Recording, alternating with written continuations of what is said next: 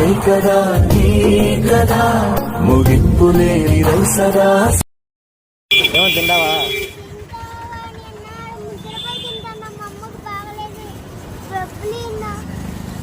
తినిపిస్తారు ఏమన్నా తిందు. పంచగా విశాల నింగి చాలదా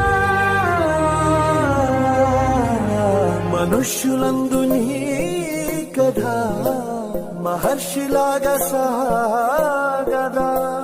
మనుష్యులందు నీ కథ మహర్షిలాగా సాగదా.